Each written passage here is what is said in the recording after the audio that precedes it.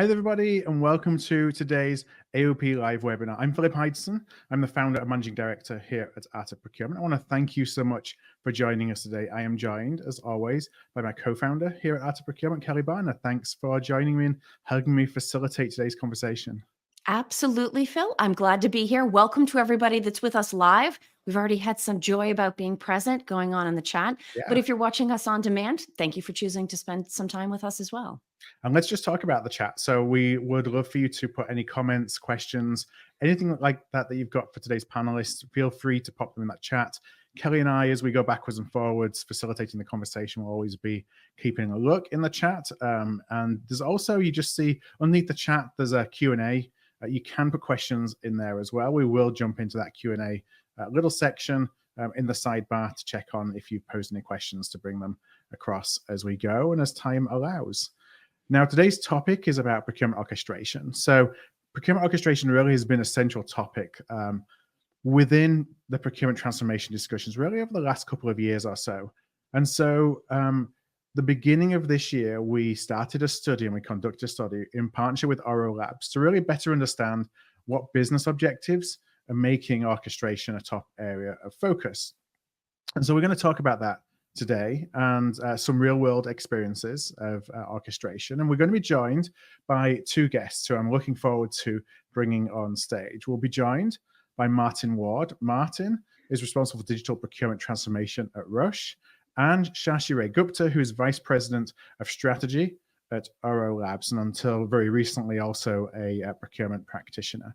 So let's bring Martin and Shachi online. I see you both on the cameras. If you could just pop off your mute buttons and we can get started. Thank you so much for joining us. Thank you for having us. Thank you.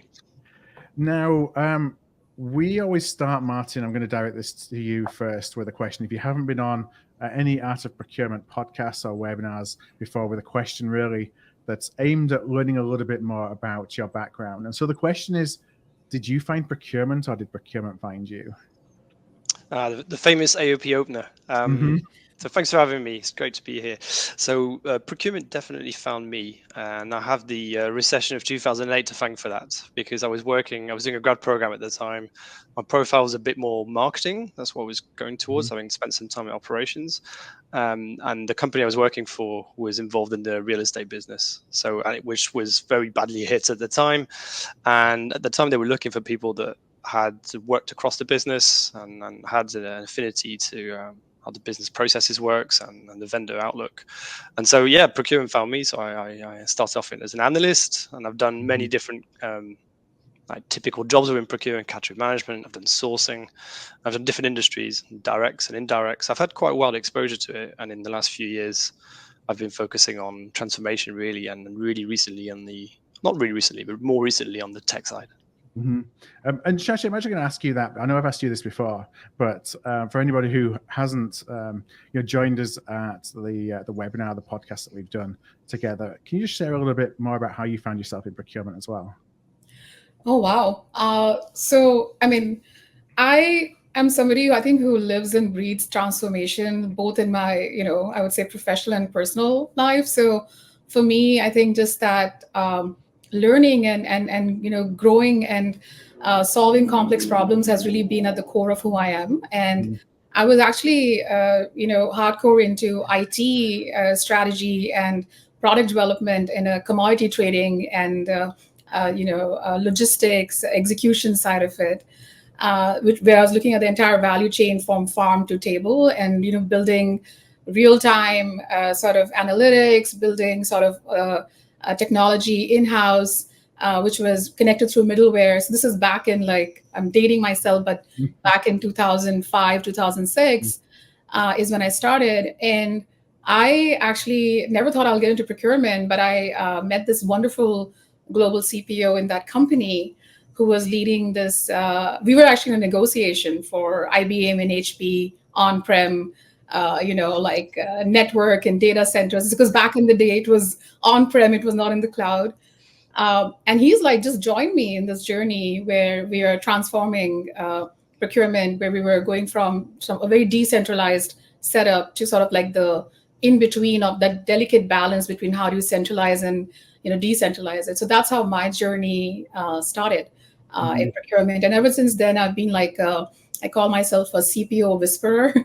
So I've been like the right hand person for different industries, really working hand in hand in the procurement leadership team, working directly with the CPOs, driving what their functional strategy and their digital strategy needs to look like, but also owning capabilities. So a lot of the times I was owning a lot of the upstream value capture, intelligence, category, sustainability kind of capabilities.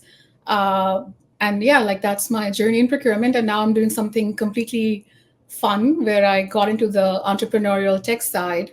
And I'm loving it because what you realize is that there's a common thread where most of the like now all the other CPOs that we talk with, or the CFOs or risk people, they're still solving the same problems. The whys are somewhat similar. Of course, it's evolving, but the ecosystems are different. So for a person like me who's like a nerd and a geek, it's fun just to get into that.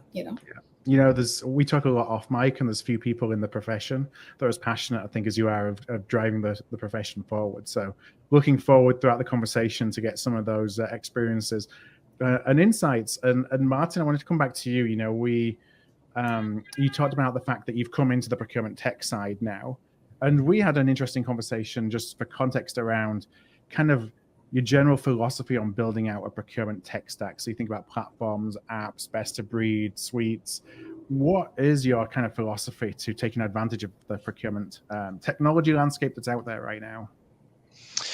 Yes, I think the first thing to recognize it that we're at a very fortunate time, I think, because we've got a ton of tech that's come on market, and it's constantly evolving. There's so much that's coming on. There's almost too much going on. If you look at like Dr. Eloise's spider chart, it's ever. I think she's given up trying to map it systematically because there's just too much going on. So, but that's a real opportunity, I think, for organizations to just pick what they think will work best.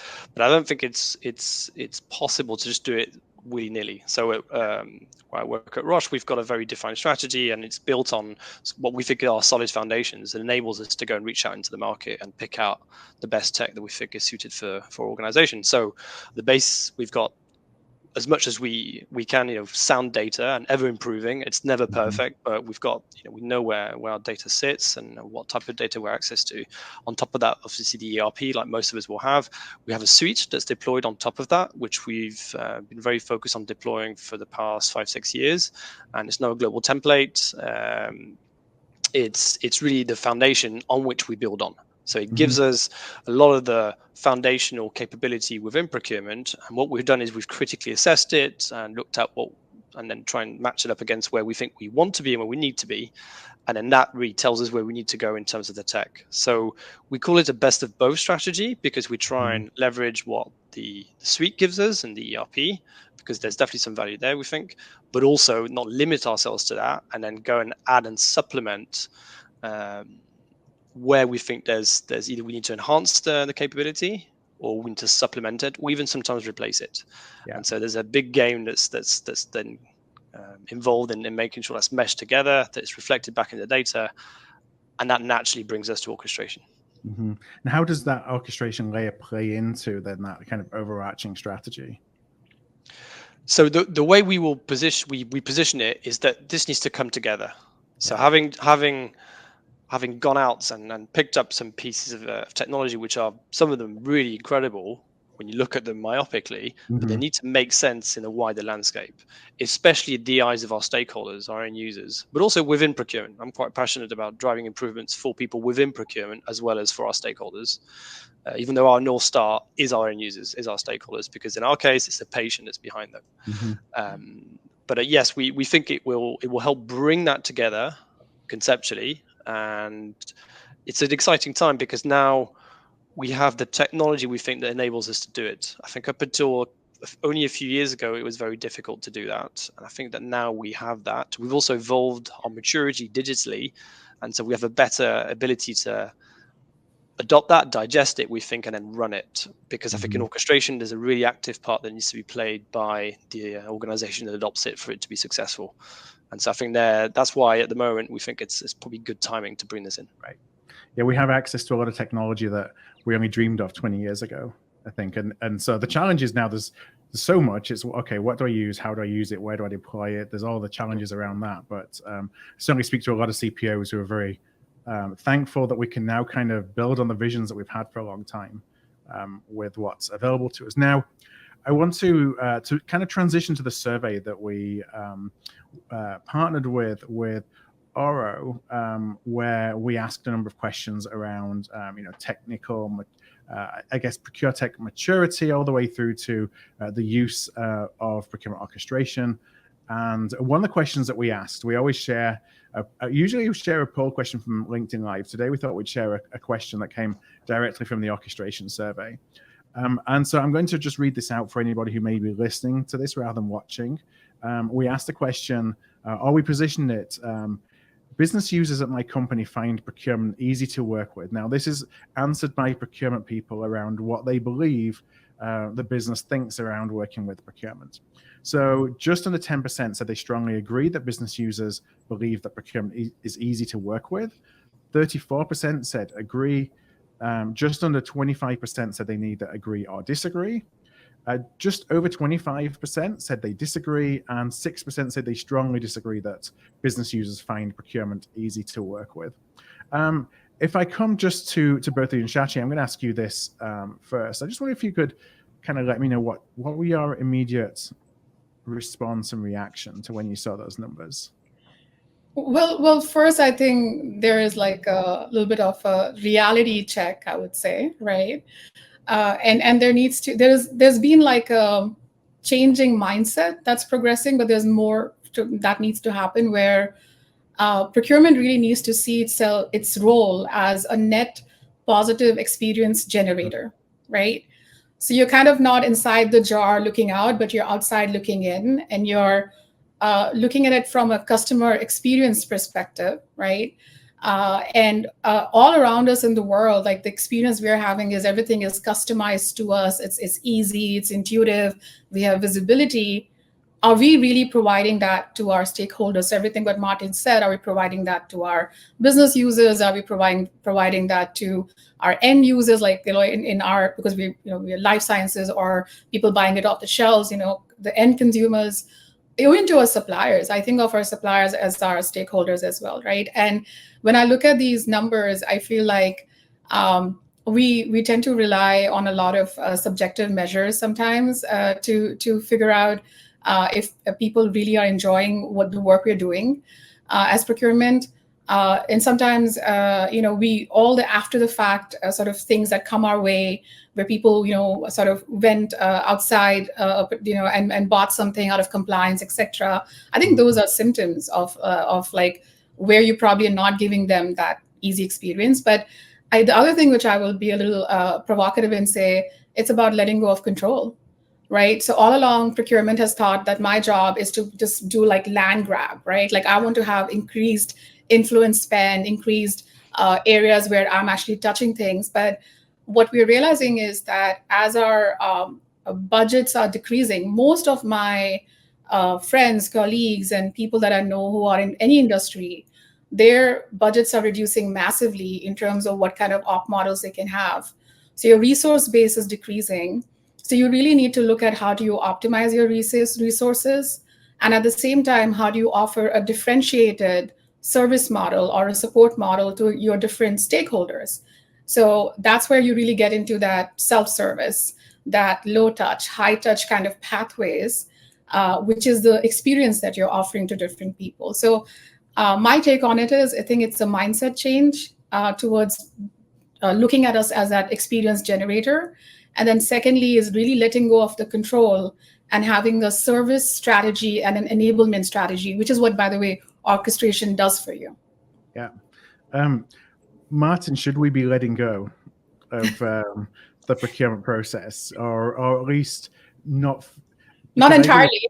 Yeah. I mean, I agree with Shachi that, oftentimes we look at like spend under management as being a metric. And that's something that's always frustrated me, because that suggests we do this land grab and it's all about how much do we manage. It's not, it's really about how much do you enable. And I just wonder kind of how that plays into your thinking as you're thinking about, tech stack as well. Is part of the experience not being as heavily involved in the experience? So I think a quick comment on the numbers there. I was a bit surprised when I saw that, because I think it's certainly not what we see when we go to our end users specifically. So when we survey them against other systems, I don't think, certainly from our perspective, the world looks quite as rosy as this. Because if you look at this, you could conclude that we are where we need to be.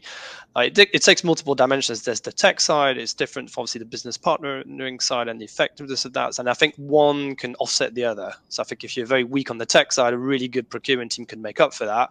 Mm-hmm. Vice versa as well. I think in terms of that balance of control and enablement, I think I'm with you. I think that we're moving towards a time where we need to influence over the entirety of the value chain, as opposed to start and stop at specific points and pinch points within that, like the contract or the sourcing process, for example. And part of the bringing in orchestration, I think, is that it can enable a more seamless journey from start to finish, where there does not need to be high touch, where the content's already there. We've already done the work. We've anticipated the demand. We've done all the great category management that leads to the content and the buying channels being enabled. And then it's just for our stakeholders to really go and make the most of that. And we should not get in the way of that. That's good enablement for me. At the other end of the spectrum, obviously, of the much bigger deals, where it makes more sense to slow down deliberately and have more active conversations around the strategy and how to approach the market. But so I think, as my perception is that procurement's moving more away from command and control. I think whereas a lot of functions were demanding, stronger mandates, the seat at the table, et cetera, et cetera. But I think I had a CPO in a previous place I worked at who on the topic of mandate used to say, "Be careful what you wish for, because with great control comes, or great power comes great responsibility." I think it's very true here. So the one thing I'll add, Phil, to what Marty said, it's not, and I want to be careful, because I don't want the perception to be it's like an either and or. So it's like a balanced, I would say, there's a lot of pre-work, everything that Martin said, right, that goes into it. So if you have done the pre-work, where first of all, you have that end-to-end view of the entire journey, and the journey could be from a business request coming in, going into, you figuring out that, do I need to source this? Do I have an existing supplier for this? What is the risk, sort of score for this?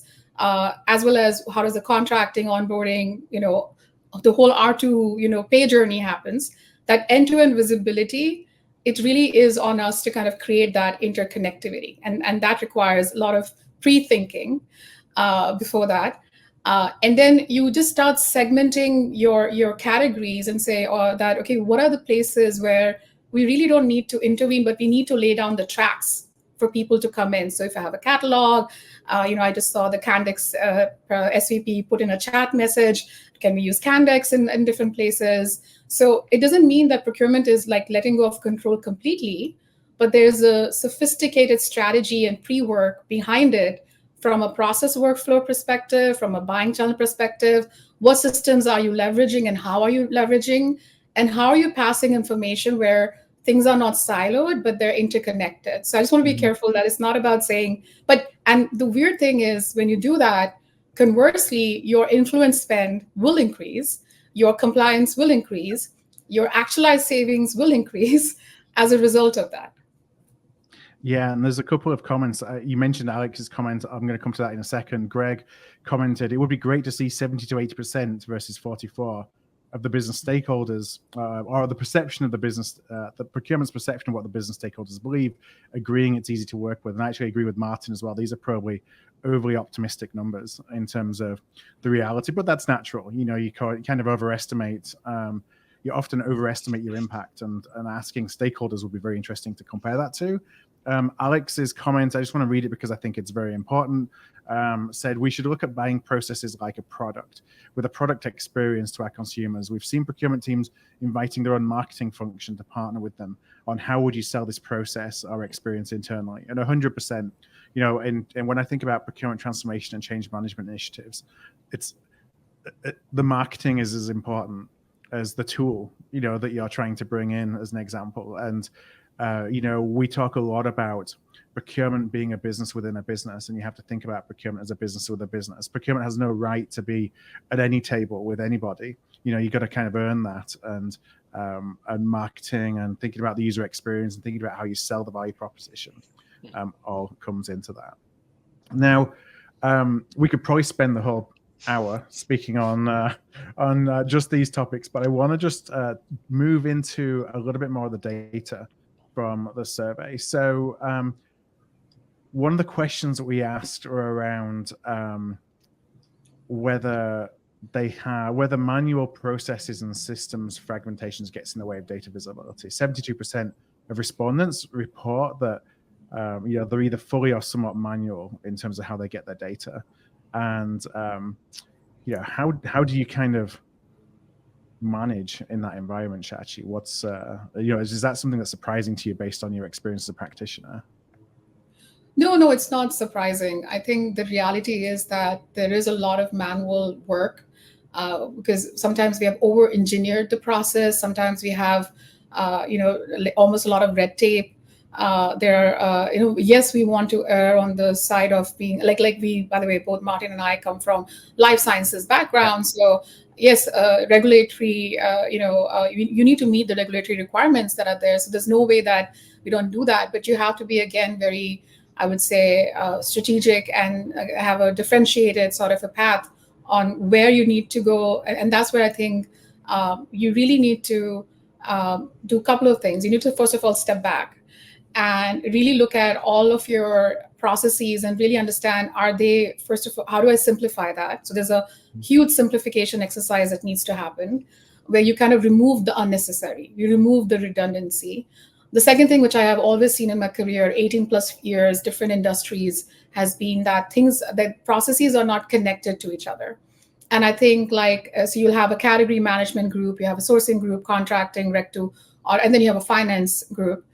There has to be that interconnectivity. And again, I would again and again encourage that the more and more you have end-to-end process interconnection, you have that visibility, that's what drives it. So I'm a big believer in something which I call the journey maps.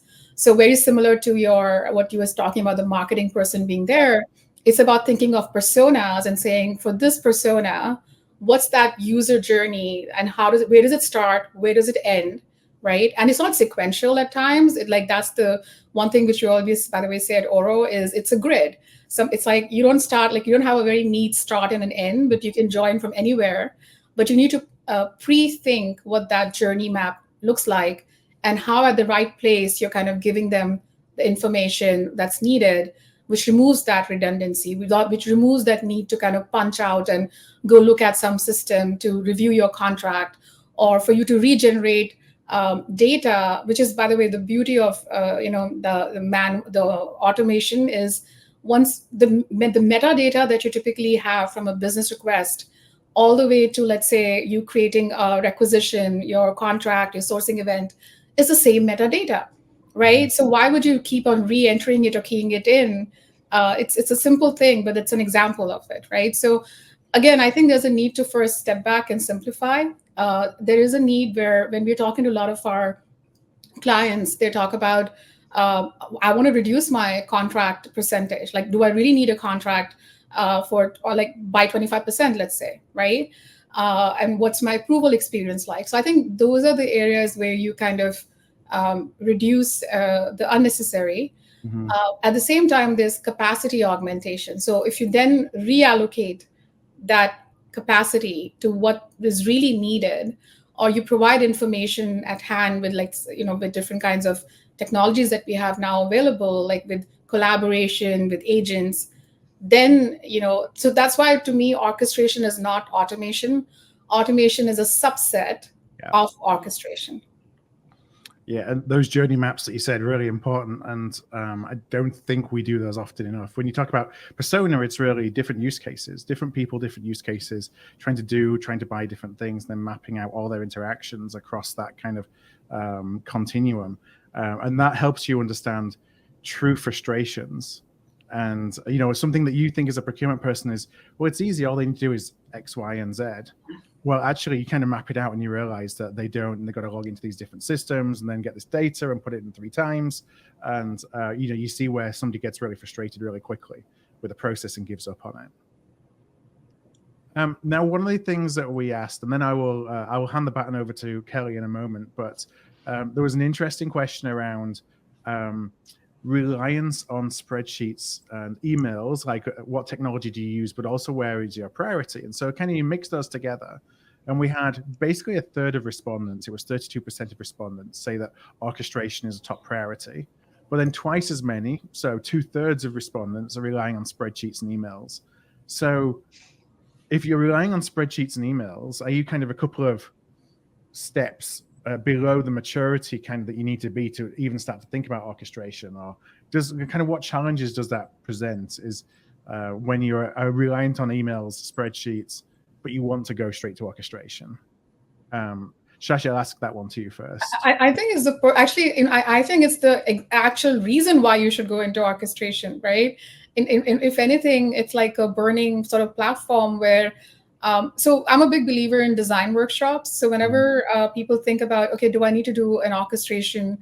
Like, should I go down that path? People have this misconception that you need to be very mature, very innovative to go into that. And no, it's an iterative journey where your North Star, like what Martin said, is you want to get to that positive user experience, but what's the pathway to it? So you start looking at, and it's again goes back to the good old, who are the different people that I'm dealing with? What are the different processes I have? How is my data flowing? And what are the different systems that I have? So it's process, people, data, tech. And then you start mapping, okay, where are the things where I'm very manual? And this is where, like, something I'll say simple, right? Like we have, when somebody logs in and creates a business request, for them to be able to know which department they come from, which region they come from, something as simple as that. These are basic things. Or when somebody has like a request that comes in, even to choose the right sort of category, which you would think is the most simplest thing, like what are you looking to get, is something that's not intuitive enough, or it's not something like that has for years been a problem, like the taxonomy, like people end up choosing, right? So you can start simple, right? And if you are relying on spreadsheets and emails and all that, that actually is the reason why you should do this pre-exercise. I always say, do this pre-exercise of simplifying it and then orchestrating it so that it becomes iterative and the norm, basically. So a follow-up, Martin, on that, are there any foundations that you, in your experience, you've kind of been considering what to do, where to go next, how to think about orchestration that need to be present for orchestration to be kind of the natural next step? Or as Shachi was saying, can you start with, well, we're pretty non-digitized, orchestration still provides that opportunity to kind of jump almost like a generation of change and assist in that? So I think you can do both. Orchestration in procurement with the latest tech is relatively recent. So it's an emerging technology, and so everyone will approach it from different angles. The one where Roche right now, we have an established, fairly reasonably sophisticated landscape. So we're looking to have things slot under more, if you want, reliant, shrink-wrapped layer that really simplifies the journey. But what will be a very interesting exercise is to actually start off with that, off with the orchestration layer, and then build with that, because a lot of the different tools in that market will enable, one, are growing in terms of capability, and also they can adapt to some non-specific tools such as spreadsheets, and or just normal documents in a SharePoint. And so and we're not going to take those away. I don't think we'll ever take like your spreadsheet, and I think it's quite important to ask yourself what are those tools being used for. If they're being used for getting requests in, high throughput, really big amounts of data, stuff that's auditable, that's critical, that needs to be really heavily integrated, it's probably not a great thing to be on those longer term. But if it's to do an evaluation model of an RFP that's already hosted online, then fill your boots, would be my view. But we shouldn't stop a procurement manager from using that if they're more comfortable and they can get more out of the tools. So there's a balance, and I think organizations need to ask themselves, where is it best suited? But I think starting with a smaller business with the orchestration layer to then go forward would be an interesting, really interesting exercise. Mhm. You know, two spreadsheets which always come to mind, like you have preferred suppliers. Okay, I've always seen category teams maintain preferred suppliers in an Excel file.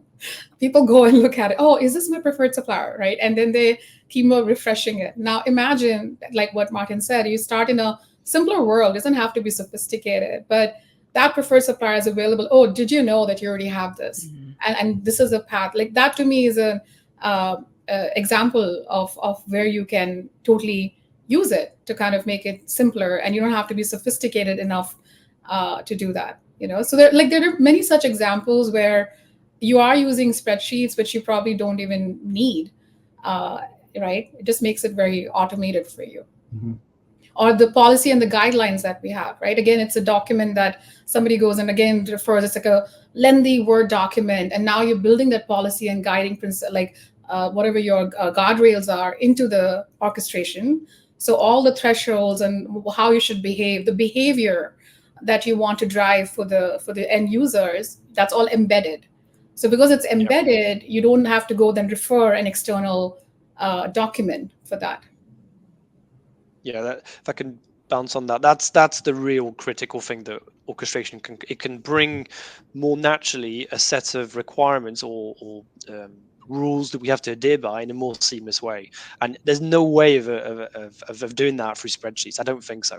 It would be just too complicated to build in. So you need the sort of a layer of water where below you've got that greater depth and sophistication, and you get to, ideally self-configured also you don't rely on the orchestration layer to do it for you. You try and do it yourself, but then on the surface it seems like it's fairly calm, and you navigate seamlessly through it if it's well designed and well run. It's not something that's achievable overnight, but I think it's definitely something to aim for, because it can balance that complexity. We're in the B2B world, so it's never going to be like a B2C experience, and I think we're fooling ourselves if we think we can replicate that. But we can try and aim for that, and try and minimize some of the more difficult bits, like for example policy adherence, which changes all the time. No one knows what the latest one is available. Where is it the right one in where I'm sat, etc., etc. And it shouldn't be your job if you're in the business to know that. But I'm so glad you said that. Every time somebody says we need an Amazon-like experience, I'm like, no, we don't need that. So we are in a B2B world.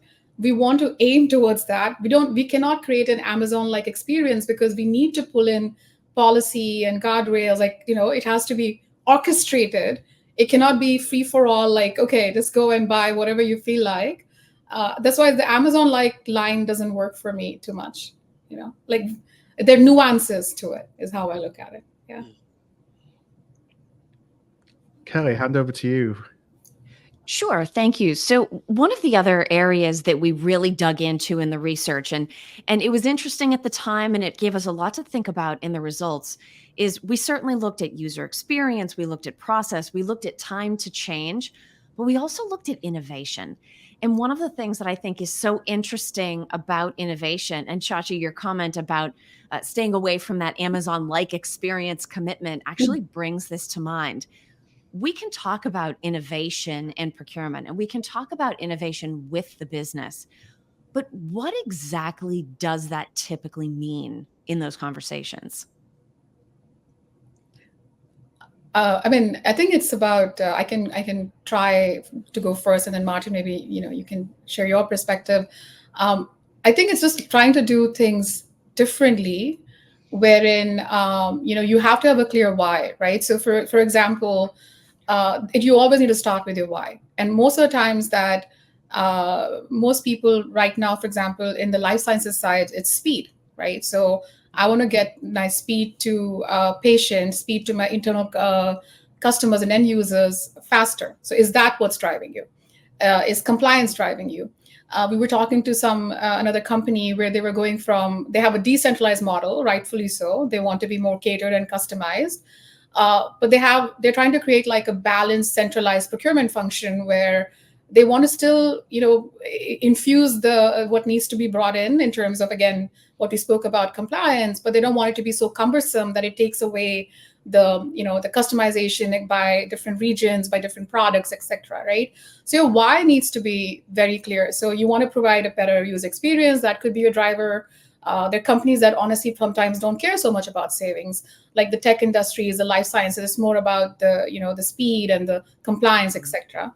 But then there are companies who care about savings, and like I want to know that where did it start, like in terms of a plan or ideation, and then where did it go in terms of my realization of savings that actually took place, where I made a contract happen with a supplier, but now have we really gone and used that contract? Have I enabled that?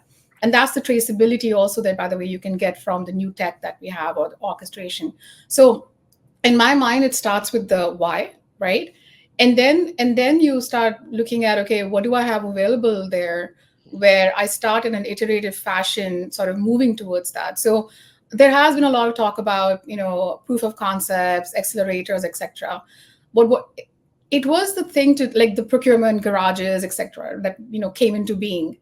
What I've seen though is that there's like that inflection point, or there's like this fatigue that happens where that conversion of that POC and accelerator to then scaling up, there still is like a little bit of a bump there, right? So a lot of people went into these POCs, accelerators, but they don't really then commit from a, let's say, again, and it's not their fault, but it's really the environment we're living in economically also. So I think there's sort of like a middle ground there, Kelly. But I think the why is the biggest starting point. The other thing I'll say is there's a lot of hype around some of the tech that's out there, around the AI and what it can do. So you have to have very realistic use cases, again, on what will AI solve for me, which will bring me value towards that North Star. So that's very important as well. No, I definitely agree with you that. And to pull you into this, Martin, one of the things, and we actually had a spirited conversation about this in our prep session, is one of the contrasts that we're able to see. So we've spent a lot of time already today talking about how procurement rates their own sort of internal user or the customer experience they provide. We've got that 44% somewhere in the, agree to strongly agree. You've got a quarter that either aren't sure or say it's a bit of a mix, and then all the remainder are some level of agree. At the same time, 70% of the procurement teams that responded to our survey say that they value innovation. Now, if we assume that there's a connection between valuing and investing in innovation and having some sense of what your user experience is, do you think that these pieces of data, Martin, point to a disconnect, or do they signal something else? Yes, to me they do. I think it requires therefore digging deeper and having a look. So I think doing outreach and not just self-evaluating, I think is necessary. And then also not I think then bringing a response to that is important, and that's where the innovation is one of the levers we can pull. But innovation is not something that I think can be dictated. It's not something that someone can sit at a table and go, we will innovate by this much in 2 years time. No, we need to bring about the conditions, which means that innovation is more likely. There's different ways of doing this. I think having being super clear on strategy and having distilling what an organization strategy means for their own societal stakeholders, down to the function, down to what it means in terms of moving forward in change management, and the digital side of that is important. And then looking at, as Shachi was saying, looking at what are the levers you can pull. Every organization has assets it can leverage, has a way of thinking, and leveraging that way of thinking, for example, is one of those assets. So I work in life science, like Shachi used to do before. It typically is R&D driven, bottom up, quite often, questioning. Great. Well, that means we should be able to find early adopters or people who are willing to try something new. So I think having that self characterization of what you can do to enable innovation is part of that journey to get going. The other thing I would add is getting going in itself is something that is, and having a tolerance for risk, a controlled risk, is super important, because you can either be towards the early adopters and you will reap typically the greater rewards at the lowest cost, or you could be further down if you want to take less of a risk and you want things, and you have maybe less bullets to shoot, so to speak, right? So less ability to try, but you have to try at some point. And I think making that a conscious choice is part of what will see innovation through, I think, and help control how that is brought about in the organization. Yeah. Shachi, did you want to add anything to Martin's thoughts sort of about that either connect or disconnect between procurement's perception of the experience they provide and how they see themselves as being focused or not focused on innovation? I think it's a disconnect too. I think sometimes people just have a very inflated idea of innovation. They're like, oh my God, we have to save we're right now, things are going down, like we're losing, money. Like, why? Let's focus on innovation when it's a good day. But you almost have to, like what Martin said, correlate that. What are my enterprise goals? Right? Again, it always comes like, what are they really striving for or struggling towards? And how procurement as a nested group within that, enabling that for them. Because I think that's the other thing. Your procurements, because I've done so many procurement strategy, vision and roadmaps, etc. It always starts with what the enterprise goals are. And then how are you sort of facilitating that, of course?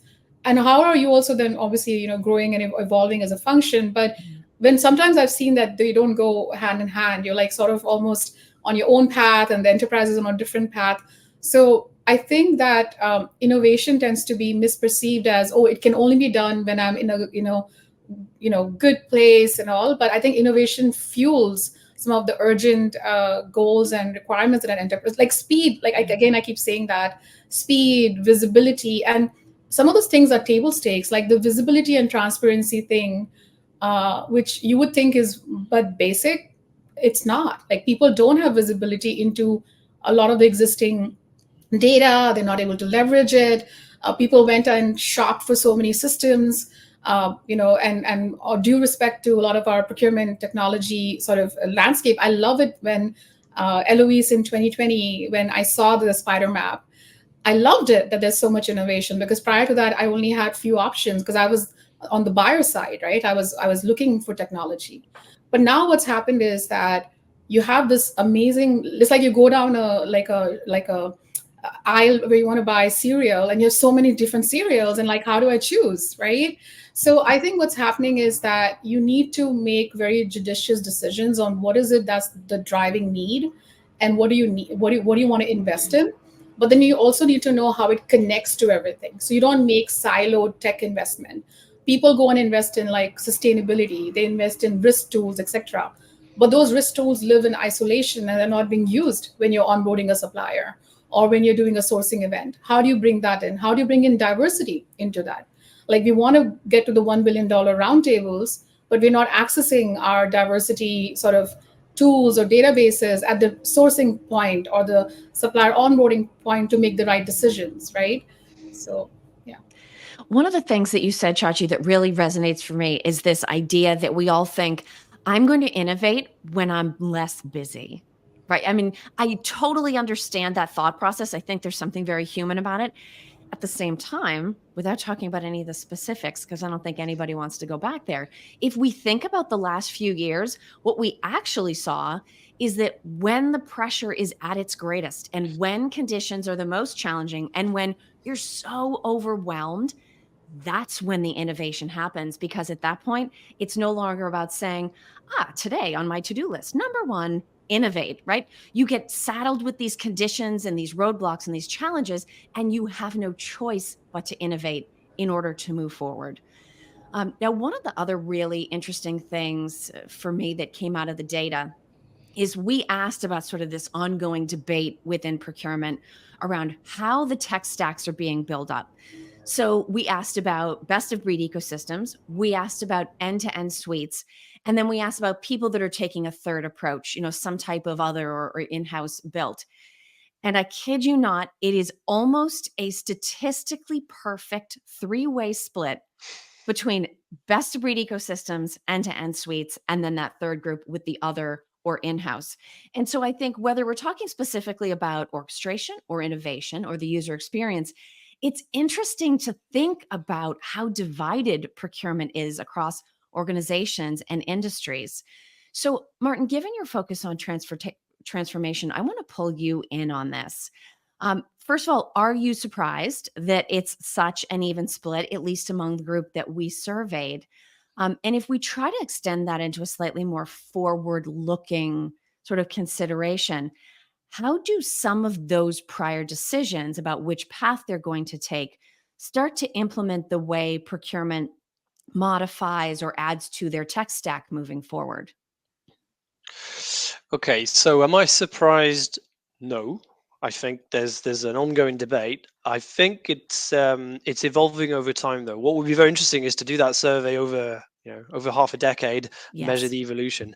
My guess would be that it would tend towards being more open to bringing in outside technology than before, just because we're no different, frankly, as a function to others. We should stop thinking that procurement stands alone. It does not. Yeah. And there are functions before and after us that are on the same journey. And as we digitalize more and more of the of our collective activity, we tend to need more tools. We tend to come off enterprise, big enterprise systems who've got a very, very large scope, Yeah. and whether we come off them, whether we supplement them, I think this is sort of the crux of the debate. But I think we tend to certainly add to them for sure, and so procurement's no different here, no different. So the suites of we didn't have suites before pretty much before Reba came along, and now we're seeing more technology being adding to the suites. Now how that's done, I think over time, who does it, to what extent, the concept of marketplaces in suites, for example, is very interesting, I find, and I think there's a Yeah. lot of value there being to, if you've got a suite and they have done the hard work with third-party providers to build some of those integrations. To what extent is that successful? I think that depends. Really, it's not always successful, but there's some good examples. And I've for example, real world example that I could mention is that we deployed a Swift payment system. Someone's commented in the chat box in the chat from them, so you can guess who they are. But I compared notes with a peer who had done so with a suite that had built links to the solution, and so the change management doesn't change, but the technical integration it's light and day. There's a really big Yeah. acceleration there. Now that means it presupposes a number of things. It presupposes you have a suite. It presupposes they've built the links. It presupposes it works commercially, etc., etc. So there is definitely value there. Now I think we shouldn't be prisoners those of that. I think it should organizations should be able to pick the technology they think will supplement the suites and not stop at the fact that it's not enabled for them in advance. If you have an orchestration layer and you've already gone through some of that journey, then adding a new piece of tech under an orchestration layer certainly minimizes the change management on your end user side. So that's a big stumbling block that's eased, let's say. And so I think there's promise there, and I think that's why orchestration stands differently to other pieces of tech we have in procurement, Yeah. because it can help bring it all together in the eyes of the end user that we serve and minimize that change management. Now, obviously, we want the orchestration layers to be world class at integrations, and we need best of breed solutions to become good at that as well. I mean, they usually are. The suites need to also accept the fact that sometimes there will be orchestration layers in front of them and help us work with them through really good APIs. Yeah, I think all these constituent elements mean that we're going to go from, I think, an environment in a world where it's a bit more, big enterprise tech into one that's a Yeah. bit more hybrid, a bit more of a mosaic. Yeah. And Shachi, follow-up question for you, and then Phil, I'll hand back to you to sort of round out today's conversation.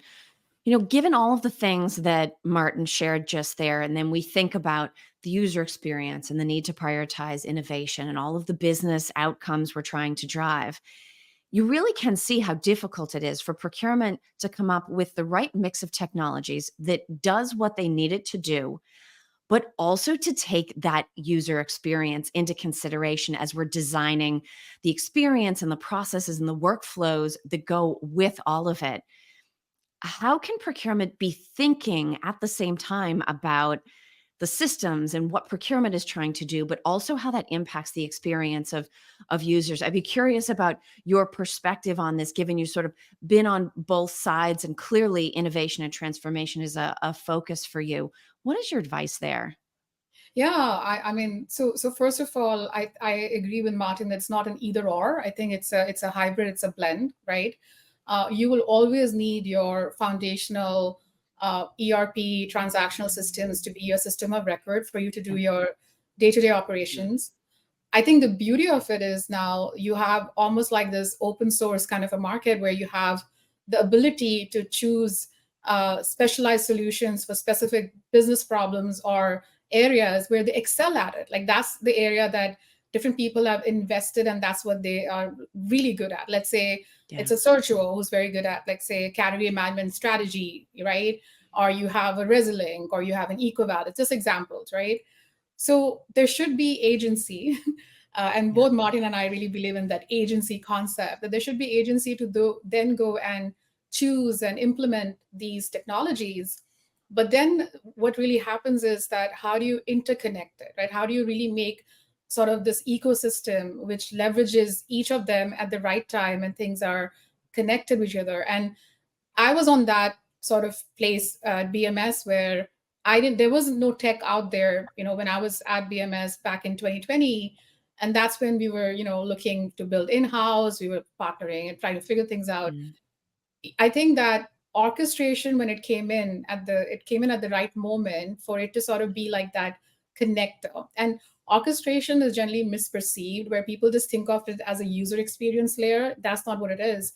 It's got three aspects to it. It's a user experience layer, it is an AI layer or data layer, and it is an API layer. So what it does is it takes your sort of fragmented tech landscape, your different processes, your different teams, and it's able to connect all of them and sort of bring the right person. It's like, again, it's the word orchestration is orchestra, right? So the conductor conducts, and at the right time, he'll point to the person who needs to play the flute, the person who needs to play the guitar.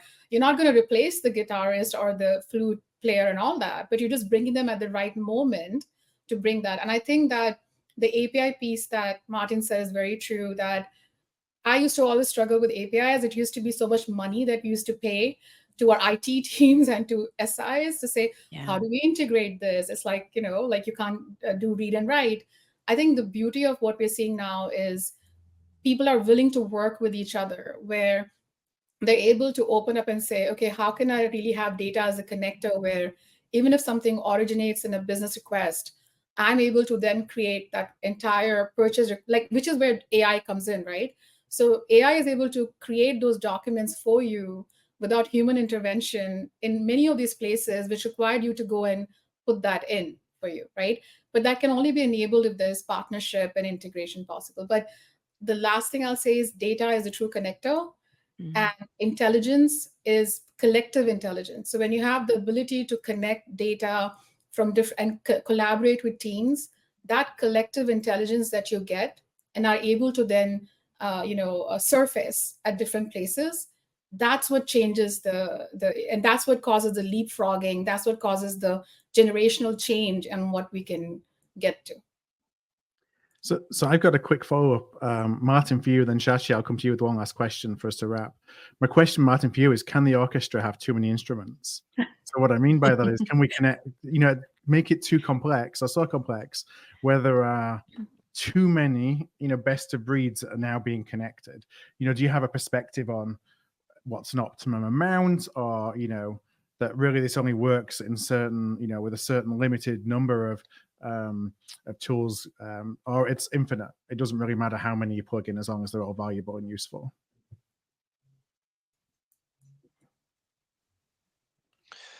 I mean, that's a really interesting question. I think we don't know yet. We haven't found the limits.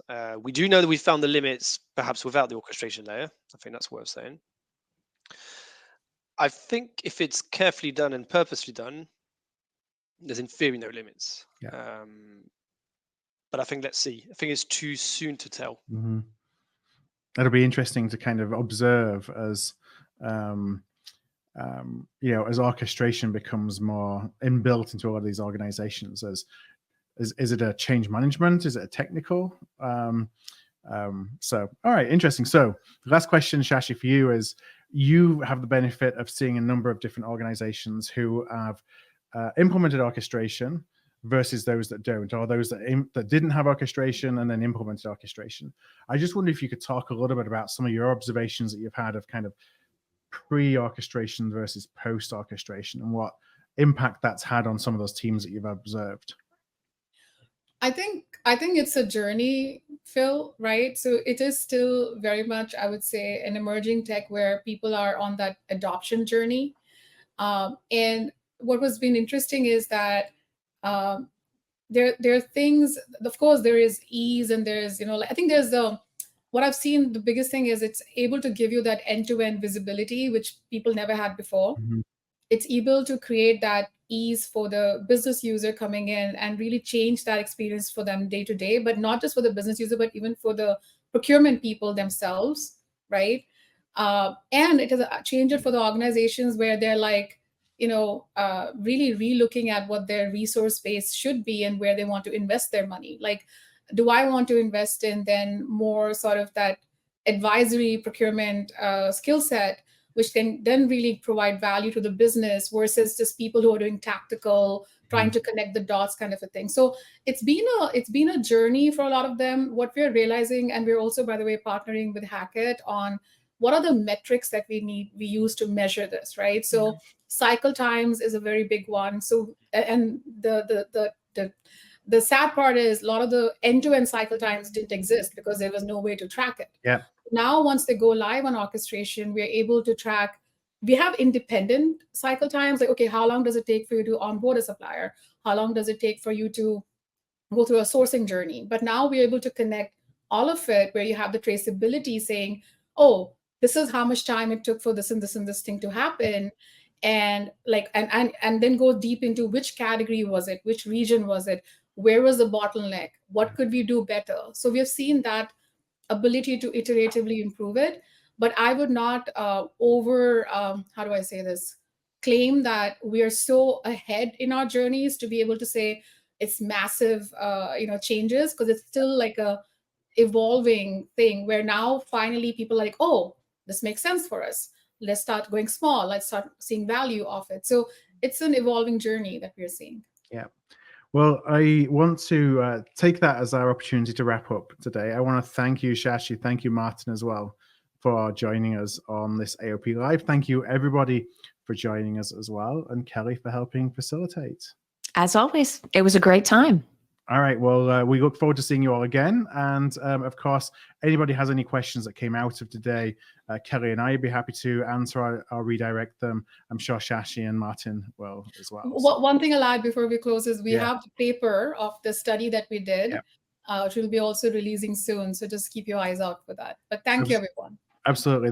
We're in the final kind of design phases of that paper, where all the different, all the results will be and perspectives will be in that. And we'll be sending that out to the AOP community as soon as it's ready.